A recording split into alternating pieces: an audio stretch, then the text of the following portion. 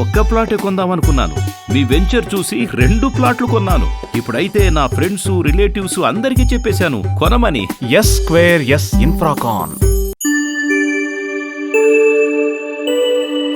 రికార్డులు చూస్తూ ఉంటే క్లారిటీ కనిపిస్తూ ఉంది.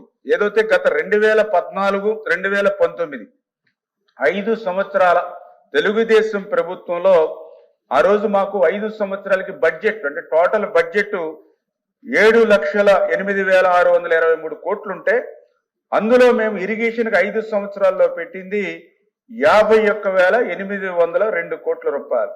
అంటే టోటల్ బడ్జెట్ లో మేము 7.3% ఇరిగేషన్కి ఆ రోజు మేము పెట్టినటువంటి పరిస్థితి. ఆ 51,802 కోట్లు బడ్జెట్ లో ఇరిగేషన్ కూడా ఖర్చు పెట్టింది ఎంత అంటే 44,448 కోట్ల అధ్యక్ష. అంటే పెట్టినటువంటి ఇరిగేషన్ బడ్జెట్ లో 86% ఆ రోజు నిధులు ఖర్చు పెట్టాము అధ్యక్ష. అదే లాస్ట్ వైఎస్ఆర్సీపీ గవర్నమెంట్ చూసినట్లయితే 5 సంవత్సరాల వాళ్ళ బడ్జెట్ 12,18,077 కోట్ల అధ్యక్ష. కానీ వీళ్ళు కేటాయించింది కేవలం 46,374 కోట్ల అధ్యక్ష. ఎందుకంటే మీ ద్వారా రాష్ట్ర ప్రజలు రైతాంగం కూడా వాస్తవాలు తెలుసుకోవాలి. రోజు అసత్యాలు అబద్ధాలు ప్రచారం తప్ప వాస్తవాలు ఇవన్నీ కూడా రికార్డ్స్ ఉన్నటువంటివి. 5 సంవత్సరాల్లో నీ దగ్గర 12,18,000 కోట్ల బడ్జెట్ ఉంటే నువ్వు కేటాయించింది 46,000. ఆ రోజు మా దగ్గర 7 లక్షల కోట్ల బడ్జెట్ ఉంటే మేము కేటాయించింది 51,000. అంటే మాకు టోటల్ బడ్జెట్ తక్కువ ఉన్నా నిధులు ఎక్కువ పెట్టిన ఇరిగేషన్. నీకు బడ్జెట్ పెరిగినా కూడా మాకంటే తక్కువ బడ్జెట్ ఇరిగేషన్ పెట్టినటువంటి దుస్థితి.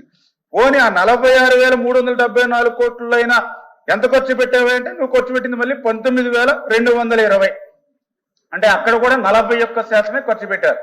మేము పెట్టిన దాంట్లో 86% మేము ఖర్చు పెడితే ఈయన కేటాయింపులే తక్కువ కేటాయింపుల్లో కూడా మళ్ళీ ఖర్చు పెట్టింది కూడా 41%. అంటే ఇట్లా ఏదైతే మనం చెప్పుకుంటూ ఉన్నాం పోలవరం విధ్వంసానికి గురైంది గత జగన్మోహన్ రెడ్డి పాలన. ఒక్క పోలవరమే కాదు అధ్యక్ష, ఈ రోజు ఈ రకంగా మొత్తం ఆంధ్రప్రదేశ్ రాష్ట్రంలో ఉన్నటువంటి నీటిపారుదల శాఖ అంతా కూడా విధ్వంసం. ఎందుకంటే నేను కూడా మరి ఈ పదవి బాధ్యత స్వీకరించిన తర్వాత ఈ ప్రాజెక్టుని బ్యారేజీల్ని వీటిని కూడా రివ్యూ చేస్తూ ఉంటే అన్ని కూడా విస్తుపోయేటువంటి అంశాలన్నీ కూడా వెలుగులోకి వస్తున్నటువంటి పరిస్థితి అధ్యక్ష.